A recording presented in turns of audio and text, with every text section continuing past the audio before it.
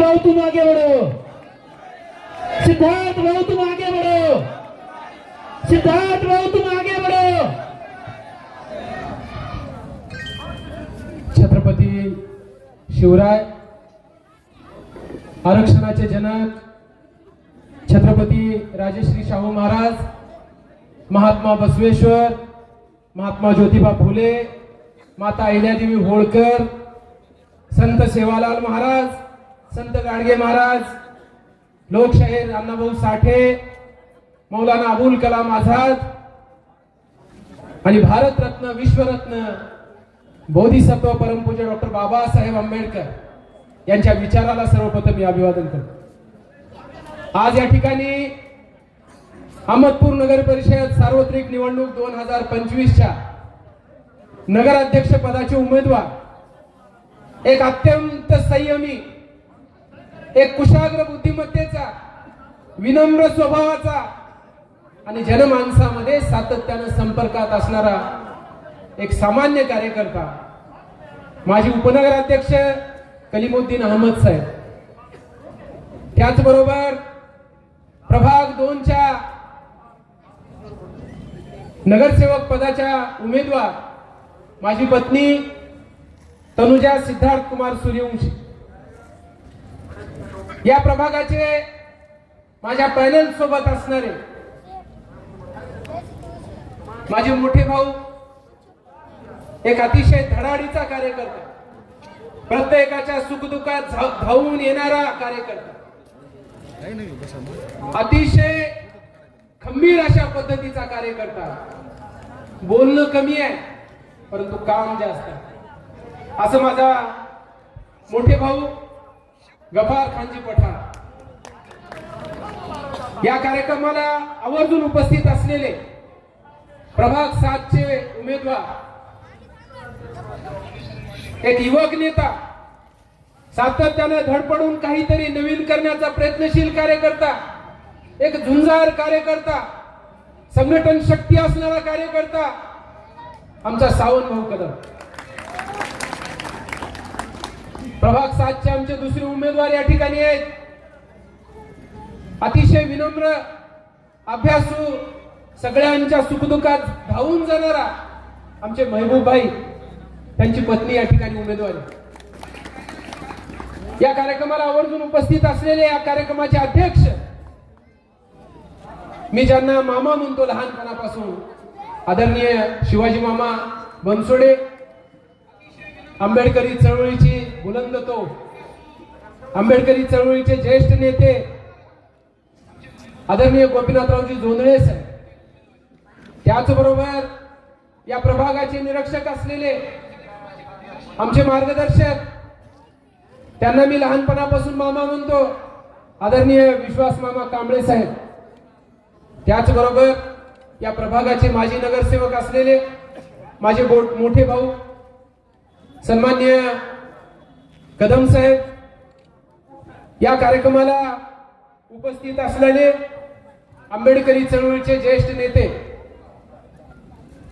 हे ग्रामीण भागातले रांगड नेतृत्व म्हणून ज्यांच्याकडे संबंध आदराने पाहतात ते आमचे ससाने साहेब, या मंचावर उपस्थित असलेले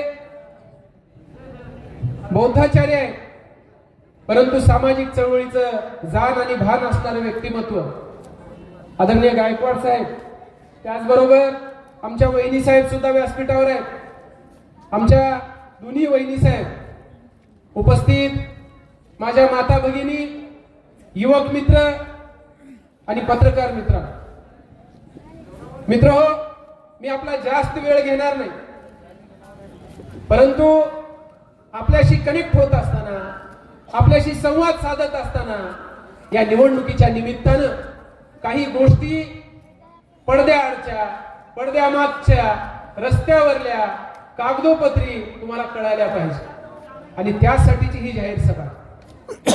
म्हणून माझी आपल्या सगळ्यांना विनम्र अशा पद्धतीचं आवाहन आहे, विनंती आहे, केवढे 25-30 मिनिटं आपण अत्यंत शांततेने, संयमानं या सगळ्या गोष्टी ऐकून घ्याव्यात, मध्येच कुणीही उठू नये अशी हात जोडून सर्वप्रथम नम्र विनंती करतो। बांधवांनो, या प्रभागाचा अहमदपूर शहरामध्ये काम करत असताना मी नशीबवान आहे. नशीबवान या अर्थानं की मी स्वतःही नगरसेवक झालोय, माझी पत्नीही नगरसेविका होती, माझी भाऊजाई सुद्धा नगराध्यक्ष होती. मी सामाजिक चळवळीमध्ये गेल्या 25 वर्षापासून कार्यरत आहे. गेल्या 15 वर्षापासून सातत्यानं जनसेवक म्हणून रस्त्यावर आहे. त्यामुळे मी स्वतःला नशीबवान समजतो. परंतु आज या निवडणुकीच्या पार्श्वभूमीवर आपल्याशी संवाद साधत असताना या निवडणुका मी हौशीसाठी लढत नाही, हे लक्षात घ्या. अनेक जण स्वतःची हौस पुरी करण्यासाठी निवडणुकीच्या मैदानात आहे, परंतु मी हौशीसाठी रस्त्यावर नाही. या प्रभागाचा, या शहराचा काहीतरी मास्टर प्लॅन डोक्यामध्ये आहे. या शहरामध्ये काहीतरी नाविन्यपूर्ण उपक्रम व्हावं, नवीन काहीतरी व्हावं यासाठी प्रयत्नशील असणारा एक कार्यकर्ता आहे. परंतु ते होत नसताना काहीतरी धडपड करावी, किमान नगर परिषदेच्या माध्यमातून तरी करता येईल का यासाठी मी मैदानात. आज या 15 वर्षाचा कार्यकाळ आपण पाहिलेला आहे, मागच्या 5 वर्षाचा कार्यकाळ आपण पाहिलेला आहे आणि प्रशासक काळामधला 3.5-4 वर्षाचा सुद्धा कार्यकाळ आपण पाहिलेला आहे. मी रस्त्यावरला कार्यकर्ता आहे हे आपण जाणताय. परंतु आमचे मोहम्मद पठाणने सांगितलं, आमचे आदरणीय जोंधळे साहेबांनी सांगितलं, अनेक वक्ते सांगताय आताची निवडणूक ही अहमदपूर शहराची निवडणूक एकीकडं आणि प्रभाग 2ची निवडणूक एकीकडं, असं साधारणतः चित्र उपस्थित करण्याचा प्रयत्न केला. का? कारण का? विरोधक म्हणतात यंदा सिद्धार्थ सूर्यवंशीला पाडायचं. ठीक आहे, ओके, काही अडचण नाही. माझा त्यांना सवाल आहे की एखादा कार्यकर्ता, या अहमदपूर शहरामध्ये मी एकटाच नगरसेवक होतो किंवा एकटाच मी कार्यकर्ता आहे का?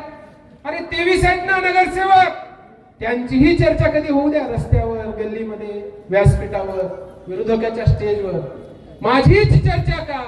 हा प्रश्न या निमित्तानं मी आपल्या समोर उपस्थित केला. त्याचं कारण आहे की या सगळ्या गोष्टी करत असताना इथल्या दीन, दलित, उपेक्षित, शोषित, वंचित, पीडित गरिबांचा आवाज होणं या इथल्या प्रस्थापित व्यवस्थेला मान्य नाही. मागच्याही काळामध्ये इथल्या धनदांडग्यांनी, इथल्या व्यवस्थेने आपल्या महापुरुषाला छळलेलंच आहे. आणि म्हणून ठीक आहे, त्यांनी काय बोलावं हा त्यांचा प्रश्न, परंतु आपण काय करावं हा आपला प्रश्न. आजच्या निमित्तानं या शहराच्या, या प्रभागाच्या विकासाच्या अनुषंगानं मी आपल्या समोर मुद्दे मांडणार. या प्रभागाचा नगरसेवक म्हणून काम करत असताना मागच्या काळामधली इथली अवस्था काय होती? माझं घर पोलीस स्टेशनच्या बाजूला, इथं फक्त ताराचं एक कुंपण होतं. पाणी आणायला माझ्या बौद्धनगरच्या सगळ्या महिला त्या ठिकाणी यायच्या. एकच हापसा पोलीस क्वार्टरचा, खाऱ्या पाण्याचा हापसा होता.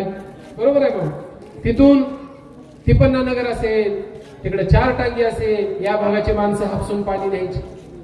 त्या काळामध्ये, नंतरच्या काळामध्ये मी पत्रकार असताना इथले काही प्रश्न उपस्थित केले. तिथली अवस्था अशी होती. आज ही जी घरकुलं आहेत, मी या ठिकाणी जाहीरपणानं आदरणीय बाबुरावांजी खंदाडे साहेबांचा नामोल्लेख करणार. नेता कसा असला पाहिजे? आदरणीय खंदाडे साहेब आमदार होते, त्यांनी सांगितलं की समाजाचे काय काय प्रश्न आहेत सिद्धार्थ बघा आणि थोडा पुढाकार घ्या. त्यांनी बळ दिलं आणि बळ दिल्यामुळं या अहमदपूर शहरामध्ये सावंत इंदिरानगरचा आपण मोर्चा काढला होता. आणि मोर्चा काढल्यानंतर मोर्चाच्या पहिलं महबूबाई मी निमंत्रण द्यायला त्या इंदिरानगर मध्ये जात होतो. एखाद्या खुरड्यामध्ये, खुरड्याचीच अवस्था, खुरडा आहे ना कोंबडीचा, तसंच थोडासा मोठा खुरडा असल्यासारखा एक गरीब माणूस त्याच्यामध्ये बसलेला. 4 ते 6 फरशीच असतील एवढंच, आणि त्याच्यामधून तो टुकू टुकू टुकू बघत होता. मला इथली अवस्था आठवली. इथं सुद्धा अवस्था काय होती? आज जे लोक मोठमोठ्या गप्पा मारतायत ना, त्यांना माझा जाहीर सवाल आहे. माझ्या प्रभागातल्या महिला या झोपडपट्टीमध्ये राहत होत्या. माणूस मेलं तरी 4 माणसं ताटीवर नेहपुरती जागा त्या ठिकाणी नव्हती. एखादा माणूस वारला तर त्याला धरून बाहेर आणावं लागत होतं, मग तिरडीवर झोपावं लागत होतं. ही अवस्था इथल्या बौद्ध नगरची होती. इथल्या महिला भोरग लावलेलं, तुराट्याचा ताटवा लावलेलं, त्याच्यामध्ये त्या आंघोळीला बसायचे. संडासाची सोय नाही. दिवस उगवण्याच्या पहिलं जिल्हा परिषदेकडे जायचं. दिवसा जर संडास आली तसंच ठेवायचं, रात्र कधी होते बघायचं आणि मग संध्याकाळी जायचं. ही अवस्था इथल्या माझ्या बौद्ध नगरीतल्या महिलांची होती. आज मोठ्या ठीक आहे छोटे रूम असतील, परंतु इज्जतीनं या स्लॅबच्या घरामध्ये ही माणसं राहत आहेत. काय चूक केली?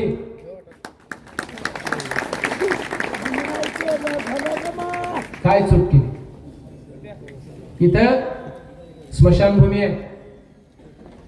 माझ्या वडिलांचा अंत्यविधी झाल्यानंतर सुद्धा या ठिकाणी काहीच नव्हतं. त्यावेळेस मी पाहिलं की स्मशानभूमीची सोय नाही. आज आदरणीय वसंत भाऊने या ठिकाणी सांगितलं, पहिल्या वेळेस नगर परिषदचा नगरसेवक असताना 2.5 कोटी रुपयाचा लाईन प्लॅन या ठिकाणी मंजूर केला. 2.5 कोटी रुपयाचा. खूप बारका नगरसेवक आहे. आज सुद्धा इथले काम सरता सरत नाही. आज सुद्धा इथले काम सरता सरत नाही. अहमदपूर शहरामधली एकमेव बौद्ध स्मशानभूमी आहे. एवढं मोठी स्मशानभूमी या ठिकाणी केली. या प्रभागातले प्रश्न होते. आमचे नूरभाई, नूर मोहम्मद पठाण, आमचे याकूब भाईचे चिरंजीव, अशा 5-6 जणांनी मला येऊन सांगितलं त्यावेळेस नगरसेवक होत असताना कि भाऊ हमारे 2-3 ही सवालात है. काय करायचंय? मौलाना आजाद चौक एक करो डेव्हलप, यहाँ के कबालनामे का देखो, आणि आणखी एखादं काहीतरी सांगितलं, शादीखाना काहीतरी. गेल्या 40 वर्षापासून इथल्या कबालनाम्याचा प्रश्न प्रलंबित होता. अनेक आमदार आले, अनेक खासदार आले, अनेक नगरसेवक आले. कुणीही यायचं, कुणीही यावं आणि टिकली मारून जावं, अशा पद्धतीनं माणसं जमा करायचे आणि म्हणायचे हम तुम्हारी कबालनामे दे देंगे.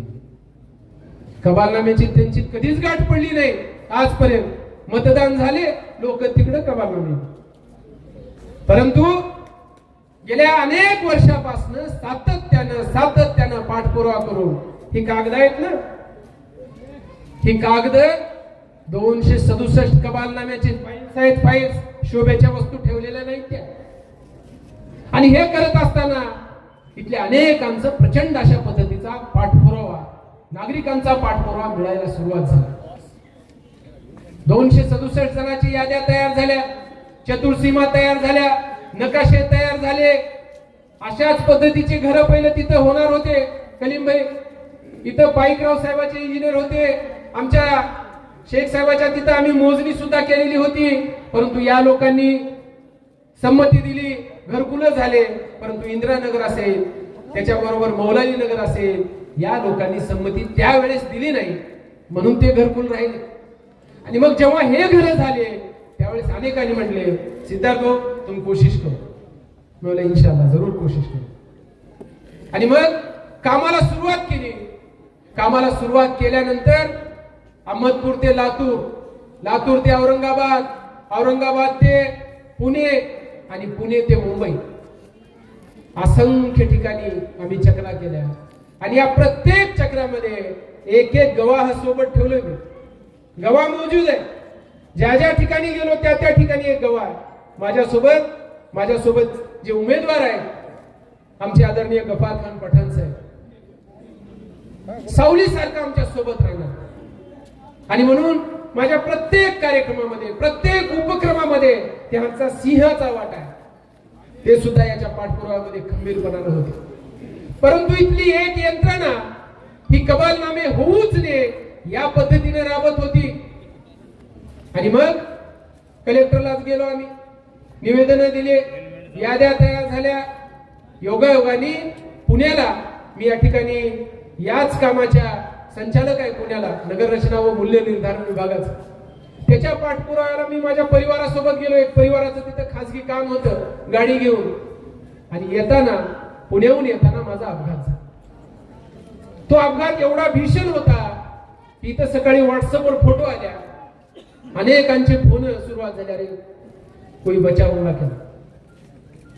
परंतु माता भगिनीनो, बांधवांनो, आपल्या सगळ्यांचं प्रेम होतं. सबकी दुआ साथ थी, मेरा बाल तक बाका नाही. त्याचं कारण काय होतं? मी मौज मस्तीसाठी, फिरण्यासाठी हा दौरा नव्हता. लोकांच्या प्रश्नासाठी, गोर गरिबांच्या घरासाठी. कारण प्रत्येकाचं एक स्वप्न असतं की माझंही एक छोटंसं घर असावं, माझंही परिवार सुखी आनंदी राहावं. प्रत्येकाचं स्वप्न आहे. परंतु कधी ऐपतच नसल्यामुळं स्लॅबच्या घरात राहता येत नाही, पैसेच नाही. सकाळभरी दिवसभर काम करावं, कमवून किती आणावं, खावं किती, लेकरं किती, सगळ्या समस्याचा बाजार. आणि मग अशा परिस्थितीमध्ये कबालनामे जोपर्यंत होणार नाही तोपर्यंत घरकुल येणार नाही, अशी अवस्था. एकीकडे कबालनामे मंजूर होण्याची प्रक्रिया झाली. कबालनाम्यावर सही कोण करावं यासाठी 3 महिने घातले. परत आम्ही कलेक्टर मॅडम कडे गेलो, कलेक्टर साहेबांकडे गेलो. त्याच्यानंतर सुद्धा जेव्हा इथली फाईल सुद्धा कबालनाम्याची तहसील कार्यालयामधून गायब झाली. मोर्चाचं एक आंदोलन दिलं, दुसऱ्या दिवशी फाईल नगर तहसील कार्यालयामध्ये दाखल झाली. आणि हे करत असताना असंख्य आंदोलन, तिकडे आम्ही उपोषणाला बसलं, तिकडे नोटिसा द्यायला सुरुवात व्हायची. हे सगळ्यांनी अनुभवले. अनेकांनी पैसे भरून घेतले. पैसे भरून घेत असताना सुद्धा नेट नाही म्हणून 3-3 दिवस पैशाचे चलन काढून देत नव्हते. आणि त्यावेळेस जाऊन थोडस दाबून बोलायचा प्रयत्न केला, लगेच नेट चालू, लगेच पैसे चलन भरून घेणं चालू. अशा अवस्थेमध्ये हे कबालनामे होते. आणि शेवटचा पर्याय, ज्या वेळेस हे सगळं तयार झालं त्यावेळेस प्रश्न असा निघाला की हे सगळं पैसे भरून घेतले नागरिकांचे, आणि कलीमभाई सगळ्यात शेवटी कलेक्टर ऑफिस मध्ये म्हटलं की ही जागा शासकीय गायरान आहे आणि सर्वोच्च न्यायालयाचा निर्णय असल्यामुळं याच्यावर कबालनामे देता येत नाही. गेल्या 7 वर्षापासूनची जी फिल्डिंग होती ती संपलं की काय आमचं, असं झालं. परंतु जिथं सगळं संपत तिथून आम्ही सुरुवात करणारी कार्यकर्ते. आम्ही कलेक्टर मॅडमला विनंती केली, काय कोर्टाचा निर्णय बघा, दाखवा. हायकोर्टाला पत्र दिलं. हायकोर्टामधून परत दिवाळीच्या सुट्ट्या लागल्या, कोर्ट रजेवर. परत दिवाळी संपल्यानंतर कोर्ट आलं, त्यांनी परत शासनाकडे लिहून दिलं.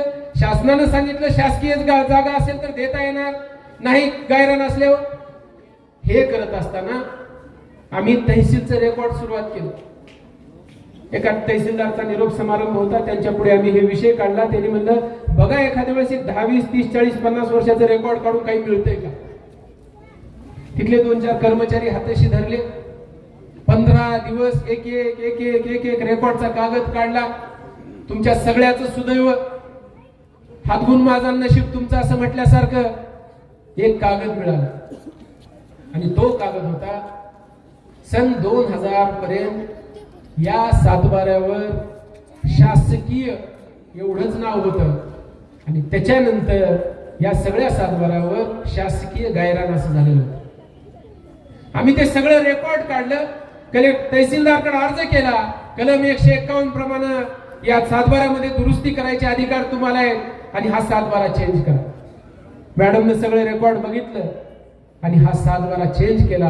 आणि या सर्वे नंबरचं नाव सर्वे नंबर 4 शासकीय जागा अशा पद्धतीने झालं. शासकीय जागा झाल्यानंतर आम्ही परत कलेक्टर मॅडमकडे गेलो. मॅडम, हे शासकीय गायरान नाही, आता ह्याचा कबालनामा आलेला आहे आमचा गायरानाचा, तो नाही, आता हे शासकीय जागा आहे, तुम्ही याच्यावर कबाली मंजूर करा. मॅडमने सगळं पाहिलं, मंत्रालयामध्ये पत्रव्यवहार झाला. कलेक्टर मॅडमने 3 पानाचं पत्र दिलं. 3 पानाचं पत्र देऊन डेप्युटी कलेक्टरला आदेशित केलं की असे 267 जणांचा सर्वे झालेला आहे. इथले एक 5-10 घरं सोडून स्मशानभूमीमधले बाकीचे तुम्ही नियमोल्लंघन करा, काही रस्त्यामधले काही 5-25 अडचणीचे होते त्या संदर्भात दिले. आणि हे केल्यानंतर काम करायला कुणीच तयार नव्हतं. आणि मग जेव्हा काम करायला तयार नव्हतं त्यावेळेस माझ्याकडे दुसरा कुठलाच पर्याय नव्हता आंदोलनाशिवाय. मी प्रत्येकाला एकत्रित केलं आणि आंदोलनाच्या सुरुवात केली. मग एकदा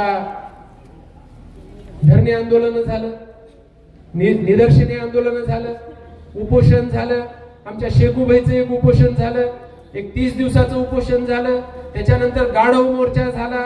अशी असंख्य आंदोलनं झाली. बांधवानो, या मागच्या 2 वर्षामध्ये माझे अहमदपूरच्या तहसीलवर, कलेक्टर ऑफिसवर, विभागीय आयुक्त कार्यालयावर किती मोर्चे असावेत? 62 आंदोलन, 62 आंदोलन, धरणे, निदर्शने, मोर्चे, आंदोलन मी केलेले आहेत. 62. ज्याला खोटं वाटत असेल त्यांनी 10 रुपयाचं माहितीचा अधिकार टाका, काढा माहिती. आणि मग आज माझ्यावर टीका टिप्पणी होते, हलकी घेऊन मोर्चा काढतो. अरे मी काय मुका आहे का बदमाश? लोकांच्या प्रश्नासाठी हलकीच घ्यावी लागेल ना. मुक मोर्चा आहे का तो? जर एखादा प्रश्न सुटणार नसेल, जर इथल्या समस्या सुटणार नसेल तर बाबासाहेबांनी लोकशाहीमध्ये आंदोलनाचा हत्यार दिलेला आहे, त्याचा वापर मला करावा लागेल. आणि मग हे आंदोलन केल्यानंतर तुम्हाला मिरची लागायचं काय काम? का मिरची लागते हा प्रश्न मला त्यांना विचारायचा. कलीमभाई, अहमदपूर तालुक्याच्या 62 प्रश्नावर मोर्चा काढला. काय कशाचे प्रश्न होते? इथे एक मातंग समाजाची म्हातारी वारली होती ब्रह्मपुरी बोडक्याला. आणि ब्रह्मपुरी बोडक्याला वारल्यानंतर तिला 4 जणांनी खांद्यावर घेतले, माणसं जमा झाले, निघाले अंत्यविधीला. अंत्यविधीला निघाल्यानंतर काही लोक जमले, म्हटले अरे इथे कशाला आलो, तुमची स्मशानभूमी तर तिकडे आहे. अरे असं आहे का? निघाले, तिथलं प्रेत घेऊन परत तिकडे गेले. तिथं गेल्यानंतर सुद्धा ते प्रेत अडवलं. ते प्रेत अडवल्यानंतर त्या लोकांनी म्हणले आता कुठं अंत्यविधी करावं? त्या लोकांनी घरून नेलेलं प्रेत तसंच घरी परत आणलं. लक्षात घ्या, हे दूरच्या गोष्टी बोलत नाही मी, आपल्या तालुक्यातली ब्रह्मपुरी बोडक्याची गोष्ट बोलतोय. आणि मी सकाळ सकाळी पेपर आणायला बस स्टँड कशी आलो, 2-4 माणसं सकाळ सकाळी दिसले. म्हणजे एवढ्या लवकर का आलो मग? ते म्हणले साहेब अशी अशी म्हातारी वाढली, आम्हाला स्मशानभूमीला अंत्यविधीच करू देतो. 7 वाजले, काय फोन एवढ्या लवकर अधिकारी उठत नाही, थांबा म्हणून 4, 6, 7 फोन केल्यानंतर कलेक्टर मॅडम फोन उचलला. मी त्यांना सांगितलं की अशी अशी म्हातारी वारलेली आहे, मातंग समाजाची आहे, दलित समाजाची आहे, अंत्यविधी तिला करू दिला जात नाही, गावभर फिरून आणून प्रेत घरापाशी ठेवलेला आहे, तुम्ही याची विल्हेवाट लावा तातडीने. नसेल तुमच्या तहसील कार्यालयासमोर त्या प्रेताचा अंत्यविधी करू म्हणून सांगितलं. अर्धा तास झाला, 1 तास झाला, माणसं अधिकारी जमायला सुरुवात झाली. मी म्हणलं आता हे असं होत नाही. लाकडं आणायला ते अहमदपूरला आलेले होते. मी त्या लाकडं टमटम मध्ये भरल्या, म्हणले आण रे तहसीलकडे, रचाई सुरू करा म्हणलं सर, बघूत कसं होत नाही. आणि मग प्रेत त्या सरणावर आणायची आमची तयारी झाली. मग डेप्युटी कलेक्टर, डीवायएसपी, तहसीलदार, पीआय सगळे जाग्यावर आले आणि म्हणले चला आम्ही जाऊ. मग काही माणसं आम्ही जाऊन त्या महिलेचा अंत्यविधी कुठे केला? आम्ही नियोजित जागेमध्ये त्या ठिकाणी केला. अंत्यविधी संपला. अनेकाला वाटलं हा प्रश्न आता संपला, परंतु बांधवांनो तिथून खरी प्रश्नाची सुरुवात झाली. मी तहसील मध्ये गेलो, रेकॉर्ड काढलो की किती गावाला स्मशानभूमी नाही, दलित स्मशानभूमी नाही, सार्वजनिक स्मशानभूमी नाहीत. आणि धक्कादायक, विकास महर्षी, अहो विकास महर्षी ऐकाय, तुमच्या मतदारसंघामध्ये अहमदपूर तालुक्यामध्ये किती गावाला स्मशानभूमी नाही? रेकॉर्ड बघा. किती दलित समाजाच्या स्मशानभूमीला नाहीत? रेकॉर्ड बघा. तुमचे रस्ते नाली ठेवा थोडं गुंडाळून. अरे जिवंतपणी सुद्धा आम्हाला यातना आणि मेल्यानंतर सुद्धा यातना. अरे सुखानं तर मरू द्या. हा सवाल करणं जर चुकीचा असेल, मी माझी उमेदवारी मागे घ्यायला तयार.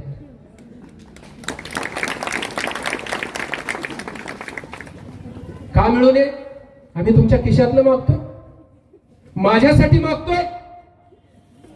ज्या ज्या ठिकाणी असे अन्याय अत्याचार झालेले आहेत त्या त्या ठिकाणी आम्ही खंबीरपणानं समाजाच्या प्रश्नासाठी उभे टाकलेलं आहोत. या गोष्टीचं तुम्हाला वाईट का वाटावं हा माझा प्रश्न. आणि माझी माय माऊली, गरीब माणसं दवाखान्याला जर गेली, दवाखान्यात 5 डॉक्टर एकत्र बसून तपासतात, एकच गोळी औषध काय लिहून द्यायचं देतात. डिलिव्हरीचे पेशंट अंबाजोगाई, डिलिव्हरीचे पेशंट लातूर, पोटात पाणीच कमी आहे, आतडेच गुंडाळले, काही म्हणणार, आणि इथले पेशंट परत पाठवणार. दवाखाना हे शोभेची वस्तू आहे. कशासाठी पगारी आहेत तुम्हाला? 1-1, 1.5 लाख रुपये पगारी आहेत. माझ्या इथल्या गोर गरिबाची सेवा करण्यासाठी आहे. परंतु तिथल्या सोयी सुविधेसाठी जर आवाज उठवला, सिद्धार्थ सूर्यवंशी दोषी आहे? असे एक प्रश्न नाहीत, इथले असंख्य प्रश्न सातत्याने मी मांडलेले. आणि हा गुन्हा असेल तर हा गुन्हा मी पुन्हा पुन्हा करायला तयार आहे. पुन्हा पुन्हा. कबालनामे देत नव्हते. या शहरामध्ये आलेल्या एखादा विकास निधी आहे, तो तुमच्या बापाच्या घरचा नाही, शासनाचा निधी आहे. इथल्या प्रत्येकाला त्या पैशाचा अधिकार आहे, इथल्या प्रत्येक प्रभागातील नागरिकांचा. परंतु काही ठिकाणी करायचं, काही भाग दुर्लक्षित ठेवायचं, दलित वस्तीचा निधी दुसरीकडे वापरायचा. मी नाही चालू दिलं 5 वर्षात. हा माझा गुन्हा आहे. आणि मग लोकांच्या प्रश्नाच्या संबंधानं जर बोलणं गुन्हा असेल तर मी मागे सांगितल्याप्रमाणे तुम्ही पुन्हा पुन्हा करायला तयार. या अहमदपूर शहराच्या डेव्हलपमेंटसाठी मी सातत्यानं झगडत आलेलो आहे. छत्रपती शिवराय महाराष्ट्राचा आराध्य दैवत, छत्रपतीचा पुतळा व्हावा ही भावना आमची होती. आदरणीय विनायकराव पाटील साहेब या संस्थेचे अध्यक्ष म्हणून त्यांना सोबत घेतलं. आज दिमागदार असा पुतळा बस स्टँडच्या समोर उभा आहे. चूक केली. ज्या बाबासाहेबांमुळे मी या ठिकाणी बोलू शकतोय, तुम्ही आम्ही ताठ मानेनं राहू शकतोय, ज्या बाबासाहेबांनी तुम्हाला आम्हाला अधिकार दिला, त्या बाबासाहेबांचं स्मारक बघाच. 1,20,00,000 रुपयाचं स्मारकाचं या ठिकाणी काम आपण केलं. मी कोण आहे? खूप बारीक कार्यकर्ता, परंतु पैसे कुठून आणावं याची जाण मला आहे. परंतु त्याही कामाला कागदोपत्री अडथळे, तुमचे चेले चपाटे अर्ज देऊन मोकळे. मी चेल्या चपाट्यावर कधीच बोललो नाही, बोलणारही नाही, कारण मला तेवढा वेळ कुठं आहे बोलायला.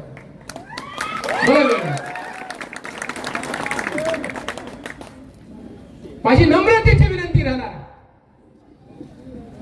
आज मराठवाड्यामध्ये महाराष्ट्रामध्ये जाऊन दाखवा की असं स्मारक झालेलं आहे.